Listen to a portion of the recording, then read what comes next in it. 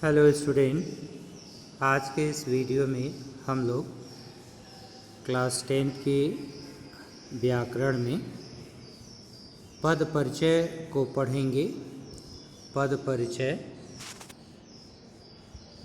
देखिए, शब्द और पद। पद पहले ये जान लें होता क्या है और शब्द क्या होता है। शब्द और पद में अंतर हम लोग जान लें कि शब्द किसको कहते हैं और पद किसको कहते हैं। वैसे तो शब्द और पद, शब्द को ही हम पद कहते हैं, लेकिन वो कब कहते हैं? जब शब्द व्याकरण के नियमों में बंधकर किसी वाक्य में प्रयुक्त हो जाता है तो वह शब्द शब्द न रह करके पद बन जाता है।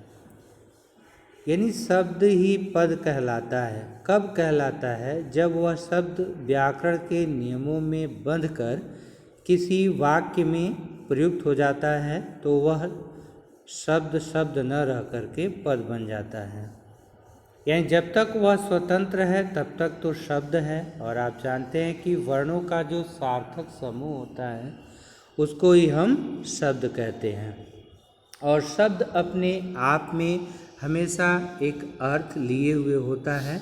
अगर वो सार्थक है तभी वह शब्द है, नहीं तो शब्द नहीं है। और वही शब्द जब वाक्य में प्रयुक्त हो जाता है व्याकरण के नियमों में बंधकर तो वह पद बन जाता है। उस शब्द को ही हम पद कहते हैं। तो आइए पढ़ते हैं इसको हम। वर्णों के सार्थक समूह को शब्द कहते हैं। यह भाषा की स्वतंत्र इकाई है। प्रत्येक शब्द का निश्चित कोशीय अर्थ होता है।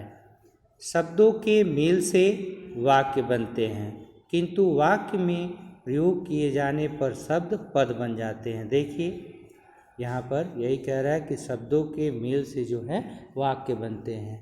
जैसे कि एक वाक्य में कई शब्द होते हैं और वो सारे शब्द समूह मिल करके एक अर्थ को व्यक्त करते हैं, उसमें पूर्णता होती है वाक्य में।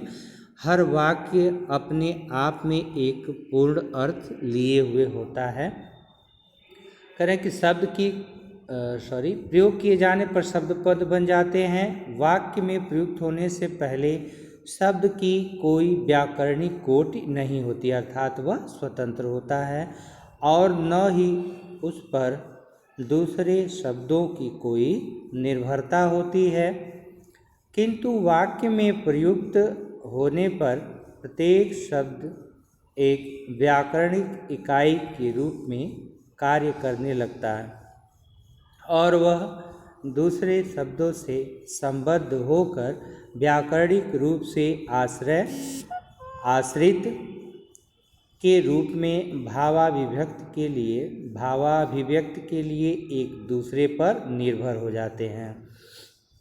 भाई सभी वाक्य में सभी शब्द जो है परस्पर संबद्ध होते हैं और सभी जो है मिल करके एक अर्थ को व्यक्त करते हैं, तो निश्चित रूप से वह आश्रित हो जाते हैं। वाक्य में एक दूसरे के ऊपर पारस्परिक संबद्धता हो जाती है, उनमें अभिव्यक्ति के लिए वह एक दूसरे पर निर्भर हो जाते हैं। शब्दों की यही पारस्परिक संबद्धता और निर्भरता उन्हें शब्द से पद बनाती है। यही दोनों में अंतर भी है। यानी शब्द और पद में यही अंतर है। शब्द जब तक अकेले है, शब्द है, तब तक वह स्वतंत्र है, लेकिन वह शब्द जब पद बन जाता है तो वह व्याकरण के नियमों में बंध जाता है, तब वह पद बन जाता है। स्पष्ट है कि प्रत्येक वाक्य अपने पदों के मेल से बनता है। पद वाक्य में प्रयुक्त होने वाले शब्दों का व्यावहारिक रूप है, अर्थात वाक्य में प्रयुक्त शब्द व्याकरणिक नियमों में बंधकर संज्ञा, सर्वनाम, क्रिया, विशेषण, अव्यय आदि के रूप में कार्य करते हैं। लिंग, वचन, कारक आदि की पारस्परिक निर्भरता के कारण पद का रूप बदल जाता है। इन्हीं पदों का व्याकरणिक परिचय देना पद परिचय कहलाता है। पद परिचय कहलाता है। इसे पद निर्देश, पद निर्णय, पद विन्यास आदि नामों से भी जाना जाता है। यानी यही व्याकरणिक परिचय देना, वाक्य के प्रत्येक पद का व्याकरणिक परिचय देना ही पद परिचय कहलाता है, या पद निर्देश, पद निर्णय या पद विन्यास आदि नामों से भी इसको हम जानते हैं। व्याकरणिक स्वरूप होता है, वाक्य में प्रयुक्त पद विभिन्न व्याकरणिक कोटियों का कार्य करते हैं तथा प्रत्येक कोटि का अपना एक व्याकरणिक स्वरूप होता है। पद परिचय को समझने से पूर्व उसकी व्याकरणिक कोटियों को समझना भी जरूरी है। पदों की प्रमुख व्याकरणिक कोटियों का परिचय इस प्रकार दिया जा सकता है। किस प्रकार दिया जा सकता है? देखिए, संज्ञा, अगर हम कह दें, एक सेंटेंस हो कि राम स्कूल जाता है या राम किताब पढ़ता है, तो इसमें राम को अंडरलाइन कर दिया जाए और कहा जाए कि राम का परिचय दीजिए, कि राम व्याकरणिक दृष्टि से क्या है, इसका व्याकरणिक परिचय दीजिए इस पद का। तो भाई राम क्या है? राम एक संज्ञा है, एक प्रकार की संज्ञा है। और किस प्रकार की संज्ञा है? तो व्यक्तिवाचक संज्ञा है। लिंग क्या है? तो पुल्लिंग है। और वचन क्या है? एक वचन है। कारक क्या है? उसमें कर्ता कारक है। और क्रिया के साथ उसका संबंध। ठीक है, तो देखिए यहाँ पर कह रहा है कि संज्ञा, अगर हमें संज्ञा का परिचय देना है तो हम पहले क्या बताएंगे? संज्ञा के भेद बताएंगे कि वह कौन सी संज्ञा है। तो हमें अगर इसमें संज्ञा का परिचय देना है तो संज्ञा के भेद बताएंगे और उसके प्रकार बताएंगे, फिर लिंग, वचन, कारक तथा क्रिया के साथ उसका संबंध बताएंगे। अगर दे देता है पद में वाक्य में सर्वनाम पद को रेखांकित करके कि इसका व्याकरणिक परिचय दीजिए, तो अगर वह सर्वनाम है तो उसका परिचय आप किस प्रकार से देंगे? सर्वनाम के भेद कि वह कौन सा सर्वनाम है, पुरुषवाचक है, निश्चयवाचक है कि अनिश्चयवाचक है, संबंधवाचक है कि प्रश्नवाचक है, एवं निजवाचक। तो उसके बाद पुरुष क्या है, लिंग क्या है, वचन क्या है, कारक क्या है तथा क्रिया के साथ उसका संबंध, ये सारी चीज़ें हम लिखेंगे, बताएंगे। विशेषण के भेद, अगर विशेषण पद का व्याकरणिक परिचय पूछ रहा है तो आप विशेषण के भेद बताएंगे कि वह कौन सा विशेषण है, गुणवाचक है, संख्यावाचक है कि परिमाणवाचक है कि सार्वनामिक है। लिंग, वचन, अवस्था तथा विशेष्य उसका जरूर बताएंगे जिसकी वह विशेषता बता रहा है। अब क्रिया का अगर परिचय देना है तो क्रिया के भेद, भाई कौन सी क्रिया है, अकर्मक है, सकर्मक है, संयुक्त है कि नामिक है कि पूर्वकालिक है कि प्रेरणार्थक क्रिया है, तो कौन सी क्रिया है उसका हम भेद बताएंगे। फिर लिंग, वचन, पुरुष, धातु, काल, वाच्य, प्रयोग तथा कर्ता एवं कर्म से संबंध को बताएंगे। और अगर उसमें वाक्य में क्रिया विशेषण पद को रेखांकित करके बोलता है कि आप इसका व्याकरणिक परिचय दीजिए, और अगर वह शब्द क्रिया विशेषण है तो क्रिया विशेषण तो उसका हम व्याकरणिक परिचय कैसे देंगे? क्रिया विशेषण के भेद, पहले कि वह कौन सी क्रिया विशेषण है, जैसे रीतिवाचक, कालवाचक, स्थानवाचक, परिमाणवाचक, ये क्रिया विशेषण के 4 भेद होते हैं। रीतिवाचक यानी जो मैनर्स, तौर तरीके को बताता है कि क्रिया किस प्रकार से हुई है, किस तरीके से क्रिया संपन्न हुई है। कालवाचक, काल का अर्थ होता है समय, यानी जो क्रिया के होने के समय को व्यक्त करता है उसको हम कालवाचक कहते हैं क्रिया विशेषण। स्थानवाचक भाई जो क्रिया के नाम से ही आपको पता चल रहा है कि स्थानवाचक, यानी जो क्रिया के होने के स्थान को बताए उसको हम स्थानवाचक कहते हैं। जो शब्द क्रिया के संपन्न होने के स्थान को बताए, व्यक्त करे, उसको हम स्थानवाचक क्रिया विशेषण कहते हैं।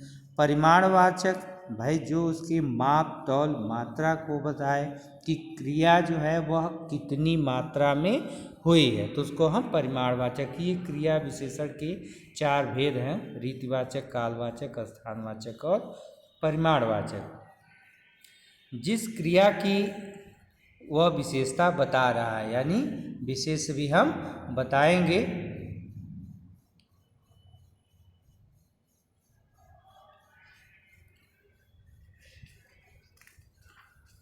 इसके बाद देखें, छठवां आपका जो है संबंध बोधक है, यानी भेद बताएंगे संबंध बोधक का। जिससे संबंध है उन संज्ञा या सर्वनामों का निर्देश। इसके बाद अगर समुच्चय बोधक का व्याकरणिक परिचय देना है तो उसका भी भेद बताएंगे कि कौन सा है, समानाधिकरण समुच्चय बोधक है कि व्यधिकरण है। पिछली कक्षाओं में आप लोग इसको पढ़ चुके हैं। जिन शब्दों, पदों या वाक्यों को मिला रहा है उनका उल्लेख भी करेंगे। फिर विस्मयादि बोधक, भेद एवं भाव का उल्लेख। विस्मयादि बोधक आप जानते हैं कि जिस शब्द से हम हर्ष, शोक, घृणा, उल्लास आदि की भावनाओं को व्यक्त करते हैं उसको हम विस्मयादि बोधक शब्द कहते हैं। तो उसका हम भेद बताएंगे एवं उसके भाव का उल्लेख भी हम वहाँ पर करेंगे। इसके बाद है निपात। निपात वो होता है जिसे हम, अगर वाक्य में कहीं पर बल देना है, कहीं पर बल देना है, दबाव देना है, जोर देना है, तो वहाँ हम निपात का प्रयोग करते हैं। तो किस पद पर बल दिया गया है ये बताएंगे और उसका उल्लेख करेंगे। अब देखिए यहाँ पर दे रहा, कह रहा कक्षा 10 के पाठ्यक्रम में पद परिचय को सम्मिलित किया गया है, किंतु पद परिचय देने के लिए पदों की जानकारी होना आवश्यक है। अतः यहाँ पद परिचय से पूर्व पदों की संक्षिप्त जानकारी आपको प्रस्तुत की गई है। देखिए पद, अब वो कौन पद हैं? पहले तो आपको बताया है विकारी और अविकारी। ये जो है शब्द होते हैं विकारी अविकारी। इसको आप लोगों ने पिछली कक्षा में पढ़ा है। विकारी नाम से ही आप समझ पा रहे हैं कि विकारी, जिनमें विकार उत्पन्न होता है उसको हम क्या कहते हैं? विकारी, विकारी शब्द कहते हैं। और विकार क्यों होता है? भाई लिंग वचन कर्ता काल आदि के कारण जिन शब्दों में विकार उत्पन्न होता है उसको हम विकारी शब्द कहते हैं। देखिए ये विकार के आधार पर शब्दों के भेद हैं, विकारी और अविकारी। ये 2 प्रकार के होते हैं विकार के आधार पर शब्द भेद। तो विकारी में कौन कौन आते हैं? संज्ञा, सर्वनाम, विशेषण, क्रिया। यानी इनका जो है लिंग वचन काल आदि के कारण इनका रूप जो है वह बदलता रहता है। लेकिन जो अविकारी, यानी अविकारी जिनमें विकार नहीं होता, ठीक है, जिनमें विकार उत्पन्न नहीं होता, यह हर परिस्थिति में अपनी समान स्थिति में बने रहते हैं। यानी चाहे कहीं भी प्रयोग हो, इसमें लिंग वचन काल कर्ता आदि का कोई प्रभाव नहीं पड़ता। तो इनको हम क्या कहते हैं? अविकारी कहते हैं। यानी इनमें कोई विकार उत्पन्न नहीं होता। हम इनको ही अव्यय भी कहते हैं। इस अविकारी को ही हम अव्यय कहते हैं। अव्यय यानी जिसका व्यय न हो, अर्थात जो खर्च न हो वह अव्यय है। तो इन अविकारी पद को ही हम अव्यय भी कहते हैं। तो ये कौन कौन से हैं अविकारी में? भाई क्रिया विशेषण, संबंध बोधक, समुच्चय बोधक, विस्मयादि बोधक और निपात। अब देखिए विकारी शब्द, संज्ञा, सर्वनाम, विशेषण और क्रिया विकारी पद हैं, क्योंकि इनमें लिंग वचन पुरुष काल के अनुसार परिवर्तन होता है। इसका संक्षिप्त परिचय इस प्रकार है। संज्ञा पद। संज्ञा पद देखिए कह रहे संज्ञा का अर्थ है नाम। संज्ञा आप सभी लोग जानते हैं, वे संज्ञा का अर्थ है नाम।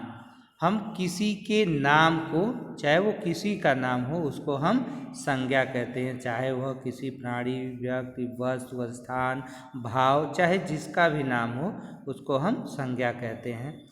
संसार में प्रत्येक वस्तु या प्राणी का नाम होता है जिससे वह पहचाना जाता है, यही नाम संज्ञा कहलाता है।